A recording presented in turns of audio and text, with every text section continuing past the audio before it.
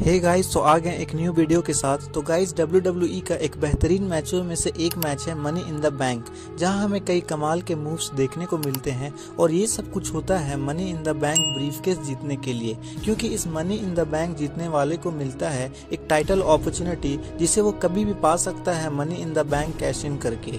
हमने कई सुपरस्टार को money in the bank cash in करके चैंपियन बनते देखा है, लेकिन कुछ ऐसे सुपरस्टार भी हैं जिसे हमने देखा है कि वो कामयाब नहीं हो पाए।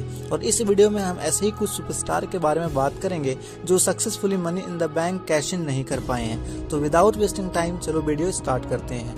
Number 1, Braun Strowman. 2018 के money in the bank monster man Braun Strowman ने जीता था। उसके बाद उन्होंने समर स्लैम रॉ पर उसे कैश इन करने का ट्राई किया था, लेकिन कभी ब्रॉक लेसनर तो कभी सील्ड उन्हें रोक देते थे, जिसके बाद उन्होंने कैश इन करने का अलग तरीका चुना और उस समय के यूनिवर्सल चैंपियन रोमन रिंग्स को पहले ही बता दिया कि कब और कहां वो कैश इन करने वाले हैं। फिर उन्होंने बताया कि हेल इन अ सेल में पेपर व्यू में अपना money in the bank cash in करने वाले हैं, जिसके बाद हेल इन अ सेल पेपर व्यू में हमें Roman rings versus Braun Strowman का मैच देखने को मिलता है यूनिवर्सल चैंपियनशिप के लिए, जहां मैच के दौरान ड्रू मैकेंटायर और ड्रू डिगलर इंटरफेयर करने आ जाते हैं, लेकिन तभी वहां डीन एम्ब्रोज और सेथ रॉलिंग्स भी आ जाते हैं। फिर हमें फ्यूट और फाइट देखने को मिलता है, जहां हमें हेल इन अ सेल के ऊपर भी इन दोनों टीमों के बीच फाइट होते हुए देखने को मिलता है। लेकिन सभी फैंस हैरान हो जाते हैं जब बीस्ट इनकार्नेट ब्रॉक लेसनर आ जाते हैं और हेल इन अ सेल का डोर तोड़कर रिंग में आ जाते हैं,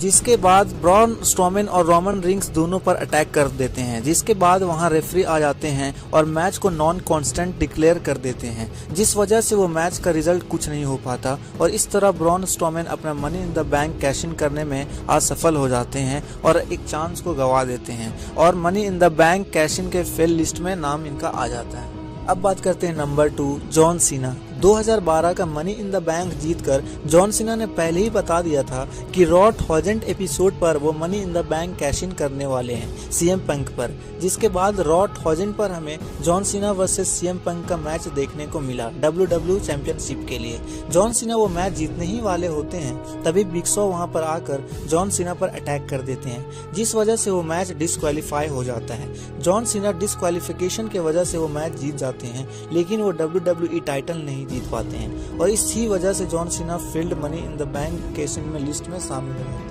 अब बात करते हैं नंबर 3, बैरन कॉर्बिन। अगले सुपरस्टार जो इस लिस्ट में शामिल है वो है बैरन कॉर्बिन। 2017 के money in the bank briefcase Baron Corbin ने जीता था, जिसके बाद स्मैकडाउन पर John Cena versus WWE champion Jinder महल के बीच में इंटरफेयर करते हैं और जिस वजह से जॉन सीना वो मैच नहीं जीत पाते हैं और अटैक करने के बाद बैरन कॉर्बिन अपना money in the bank briefcase Jinder महल पर कैश इन करते हैं। लेकिन मैच शुरू होते ही जॉन सीना पर अटैक कर देते हैं, जिसका फायदा उठाकर जिंदर महल बैरन कॉर्बिन को रोल अप करके मैच जीत लेते हैं और बैरन कॉर्बिन अपना money in the bank briefcase को कैश इन करने में फेल हो जाते हैं और इस लिस्ट में शामिल हो जाते हैं। अब बात करते हैं नंबर 4, ऑस्टिन थ्योरी। WWE में worst money in the bank cash in की बात करें तो वो ऑस्टिन थ्योरी का नाम सबसे ऊपर तो आएगा। ऑस्टिन थ्योरी का मनी इन द बैंक जीतना और कैश इन करना दोनों ही काफी सरप्राइजिंग था, क्योंकि 2022 के money in the bank ladder match में वो थे ही नहीं, बट एंड मौके पर उस मैच में ऐड कर लिए गए WWE के द्वारा और सरप्राइजिंगली वो उस मैच को जीत भी गए। तो गाइज, इसी तरीके की वीडियो पाने के लिए हमारे इस चैनल को लाइक शेयर सब्सक्राइब जरूर करें।